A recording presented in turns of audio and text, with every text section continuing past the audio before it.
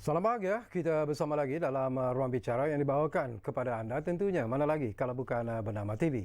Satu lagi topik yang mungkin sebelum ini tidak pernah kita bincangkan di Ruang Bicara telah pun kami sediakan kepada anda bersama dengan dua tetamu yang cukup istimewa yang sudah pun berada di studio Ruang Bicara ini bersama dengan saya.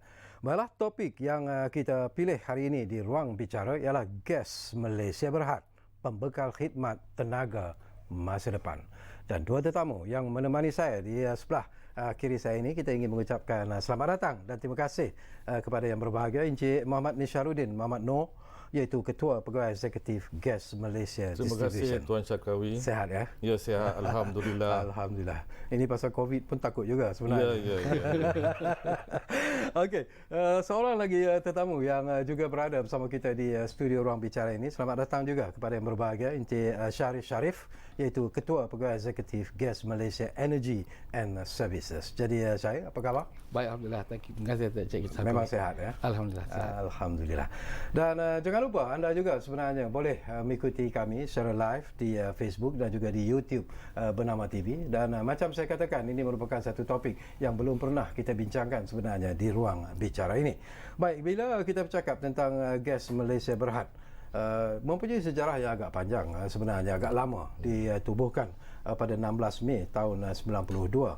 Dan tujuannya ialah untuk menjual, memasar dan mengedarkan gas asli serta membina, mengendali dan menyelenggara sistem pengedaran gas asli ataupun Natural Gas Distribution System di Semenanjung Malaysia.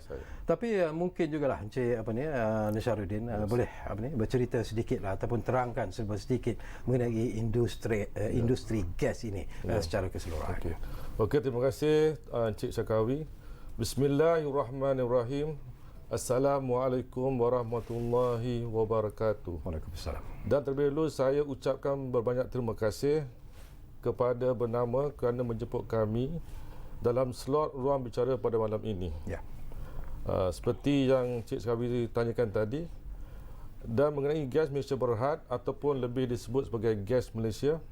Gas Malaysia adalah sebuah syarikat utility gas yang telah beroperasi selama lebih 28 tahun di dalam industri pengiriman dan pengagihan gas di Semenanjung Malaysia. Mungkin ramai yang tidak mengetahui bahawa Gas Malaysia adalah sebuah syarikat tersenarai awam dan juga adalah ahli kumpulan syarikat MMC Corporation Berhad. Tujuan penubuhan Gas Malaysia adalah untuk mempromosi bagi meningkatkan penggunaan gas asli oleh pengguna-pengguna hiliran di sektor industri, komersial dan kediaman di Semenanjung Malaysia. Pada masa ini, kami mengendalikan talian empat pengagihan gas asli sepanjang hampir 2,500 km yang pada keseluruhannya berada di bawah tanah. Misi utama syarikat adalah untuk menyediakan penyiasatan tenaga, iaitu energy solution yang paling bersih, selamat, cost efektif dan boleh dipercayai kepada pengguna-pengguna. Aktiviti gas Malaysia merangkumi menjual, memasar dan mengedar gas asli serta membina, mengendali dan juga menyenggara sistem pengalihan gas asli, iaitu yang kita selalu panggil NGDS di Semenanjung Malaysia. Dan Gas Malaysia juga tertakluk kepada Akta Bekalan Gas 1993 iaitu berkaitan dengan pembakalan gas kepada pengguna melalui talian pipe. Gas Malaysia telah diberi lesen penggunaan gas oleh Suruhanjaya Tenaga, dan Gas Malaysia adalah satu-satunya syarikat yang diberi lesen tersebut di Semenanjung Malaysia. Di samping itu, Gas Malaysia juga telah diberi lesen oleh Suruhanjaya Tenaga untuk membekal dan menjual gas petroleum cecair di Ratu Kelasi. Untuk makluman Cik Syarkawi dan para penonton semua, Kerajaan Malaysia melalui program transformasi ekonomi telah melaksanakan inisiatif liberalisasi ke atas pasaran bakalan gas di negara kita. Inisiatif ini telah dilaksanakan dengan pindaan ke atas Akta Bakalan Gas melalui Akta Bakalan Gas Pindaan 2016. Pindaan tersebut telah memperkenalkan peruntukan baru berkaitan dengan sistem akses pihak ketiga yang dipanggil TPA kepada infrastruktur gas di negara kita. Dan juga protokol berkenaan dengan amalan anti persaingan dan juga protokol sistem pelaksanaan baru bagi membuka persaingan dalam menjadikan pasaran bekalan gas asli tempatan lebih kompetitif. Itulah sedikit sebanyak mengenai gas Malaysia dan juga industri gas yang saya kongsikan. Okey, saya seolah-olah sedang menghadapi satu sesi lecturing sebenarnya daripada dua tokoh yang ada bersama kita di ruang bicara ini. Tapi sebelum saya teruskan bersama dengan Nisharuddin. Mungkin menarik jugalah Syarif. Kalau kita petik daripada apa yang disebut oleh rakan kita Nisharuddin sebentar tadilah. 28 tahun sejarah gas Malaysia adalah satu jangka masa yang cukup panjang sebenarnya. Jadi daripada pengalaman Syarif sendiri lah, apakah gas Malaysia telah pun berjaya mencapai matlamat yang diinginkan sepanjang 28 tahun berfungsi? Okey, terima kasih Cik Syakruddin. Ini tak ada soalan dalam tu. Tak ada. Saja nak kongsi pandangan ikhlas daripada anda. Kami telah membekal gas selama 28 tahun. Tujuan utama kami adalah memang untuk membina, memasak, menjual dan membekal kepada pengguna. Pelanggan kami sekarang seramai lebih kurang 32,000 orang. Kebanyakan mereka adalah dari sektor kediaman, lebih kurang 90%. Tapi dari segi jumlah jualan, sektor industri memainkan peranan yang lebih kurang 90% daripada jumlah jualan kami. Mungkin Nisha boleh ataupun Syarif boleh cerita sedikitlah, ataupun Nisha sendiri pun boleh menyentuh tentang wujudnya apa yang dipanggil sebagai Gas Malaysia Distribution itu. Apa maksud itu dari segi pengagihan itu sendiri?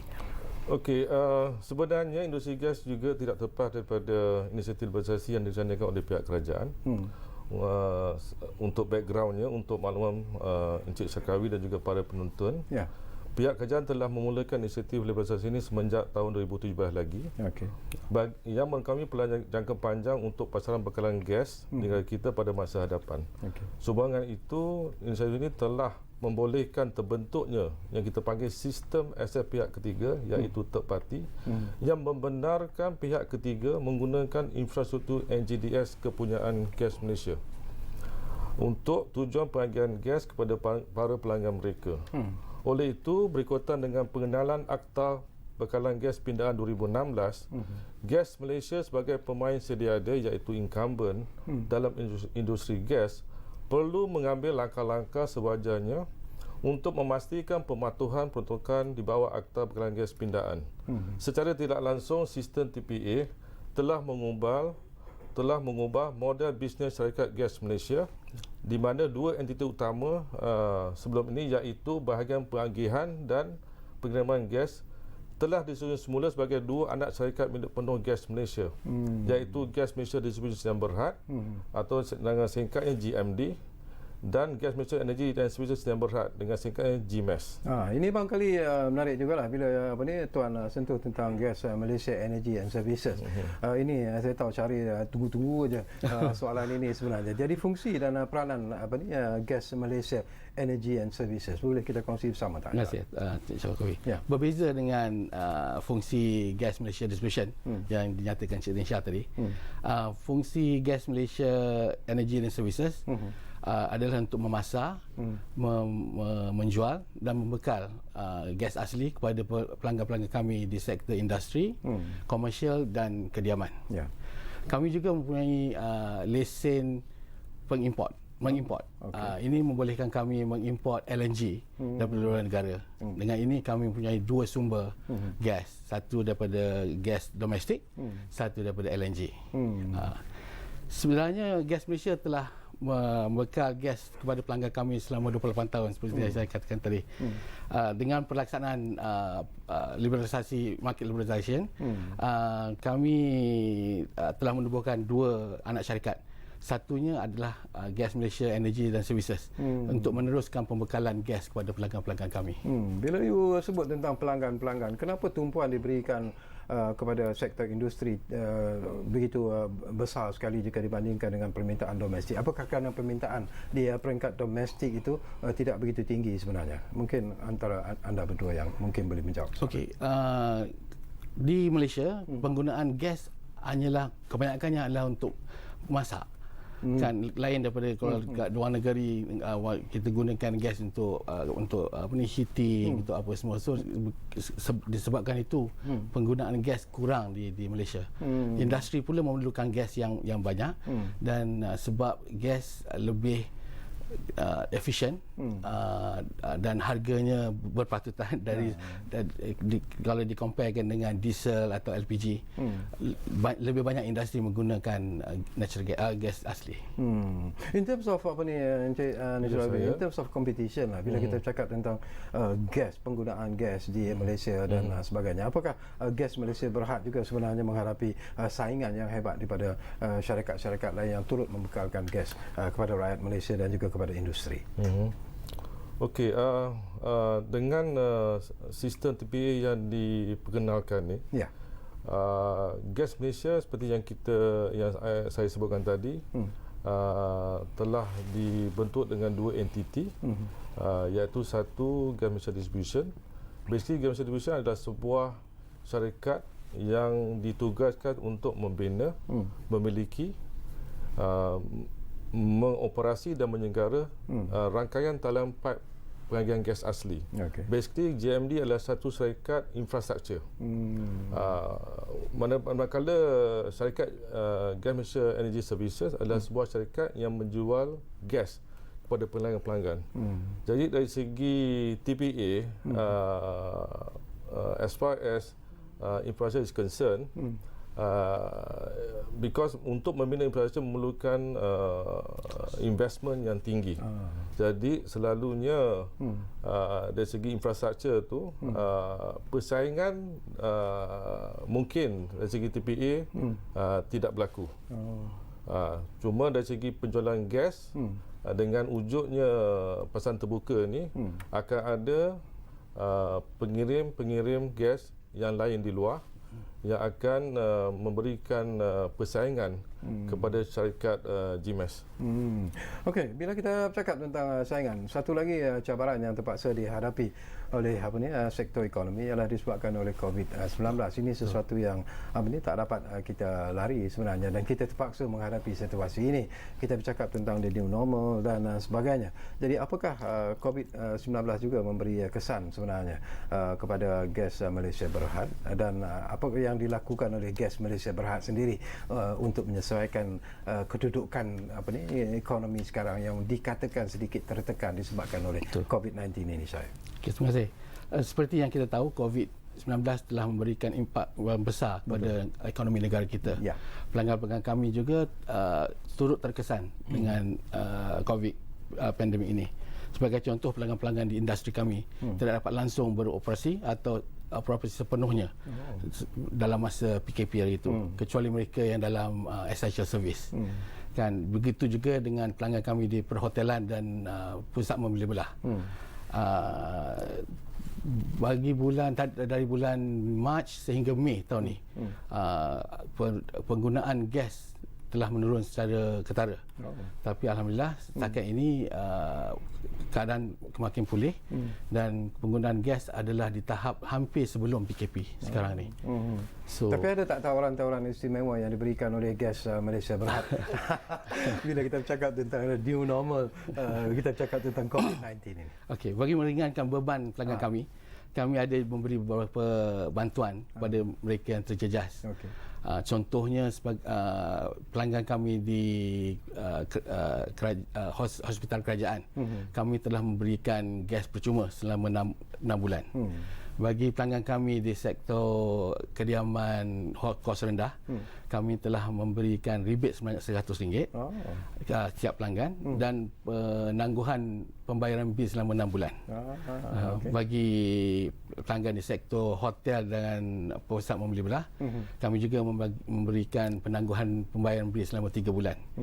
Bagi mereka yang di industri, kami telah mengecualikan charge permulaan bagi memudahkan mereka memulakan operasi mereka.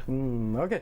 Kita akan berehat dulu buat seketika. Anda jangan ke mana-mana. Kembali semula sebentar saja lagi bersama kami di Ruang Bicara ini kerana kita bercakap tentang satu topik yang belum pernah sebenarnya kita sembang-sembang di Ruang Bicara ini, iaitu gas Malaysia Berhad, pembekal khidmat tenaga masa depan. Kita berehat dulu buat seketika.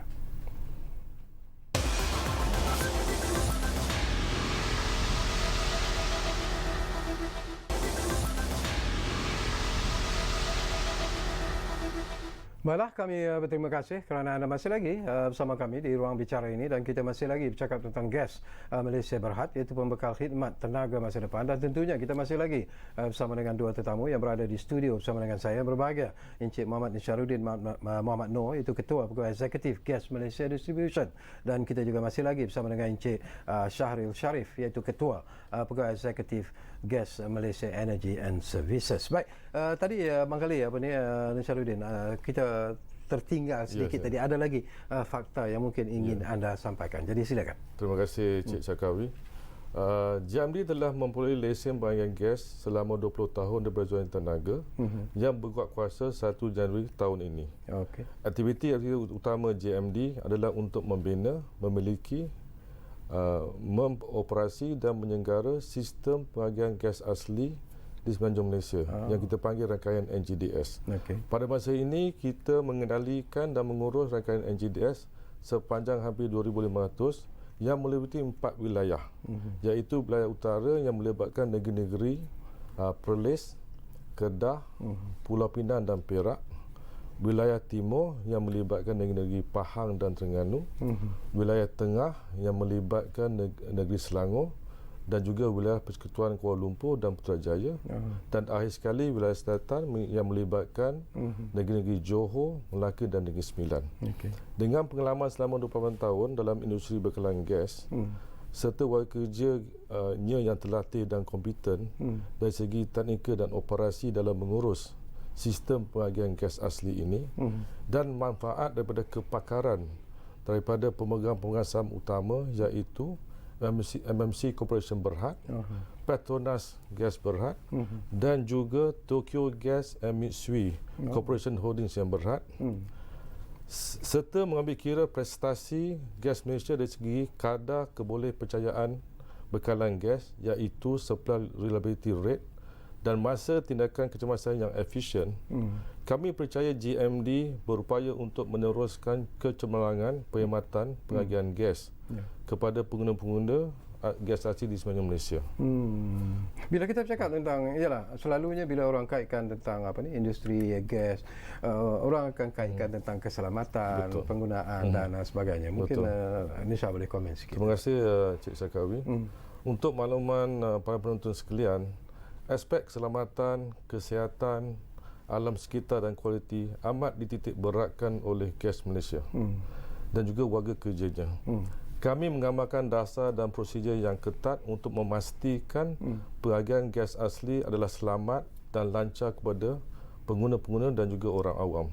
Kami melaksanakan kawalan kualiti dan langkah-langkah keselamatan yang ketat di semua peringkat pengurusan rangkaian NGDS, bermula daripada peringkat perancangan dan pembinaan kemudahan gas yang baru sehinggalah kepada peringkat operasi dan penyelenggaraan.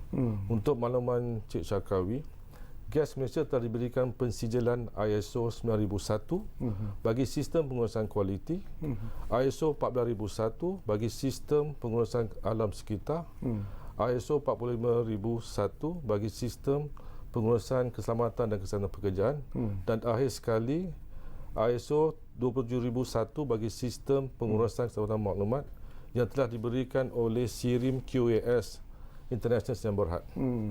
Okey, 28 tahun sebelum saya dapatkan pandangan Syahrir lah. Daripada pemerhatian, daripada pengalaman tuan sendiri lah. Pernah tak berlaku insiden-insiden yang tak diingini bila kita bercakap tentang keselamatan itu sendiri setakat ini? Setakat ini alhamdulillah, seperti yang saya cakap beritahu tadi, syarikat menitik beratkan aspek-aspek keselamatan alam sekitar dan kualiti. Dari berbagai peringkat pembinaan sehinggalah kepada operasi dan penyelenggaraan.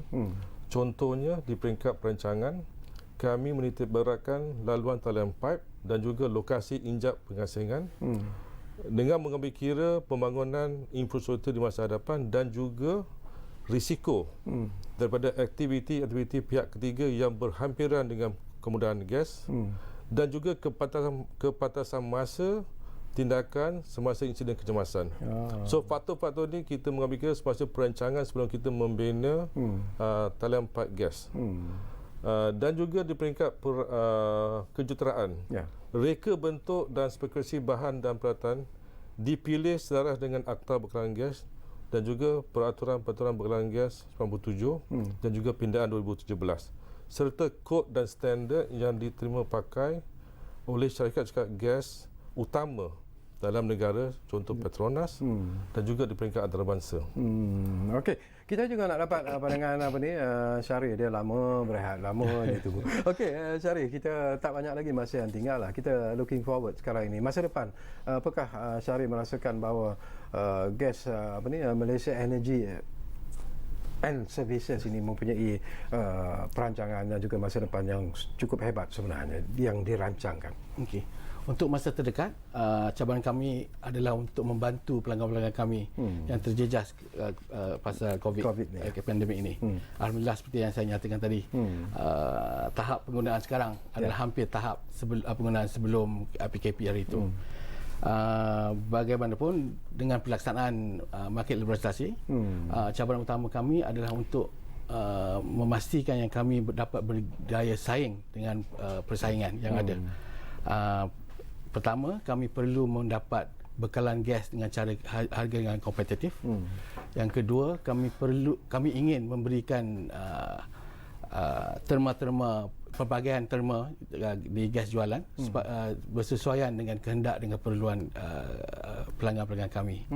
Harapan kami adalah kami dapat membekalkan, terus memberi perkhidmat yang cemerlang kepada pelanggan-pelanggan kami yang setia bersama kami selama 28 tahun. Betul. Dan kami harap kami juga dapat terus membekalkan gas kepada pengguna di semenanjung Malaysia. Okey, masa semakin suntuk sebenarnya, ada lebih kurang 2 minit saja lagi. Tuan Nisharuddin, harapan anda sendirilah kepada Gas Malaysia Berhad. Janji anda kepada masyarakat dan juga kepada industri yang menggunakan khidmat Gas Malaysia Berhad. Terima kasih Cik Cakawi.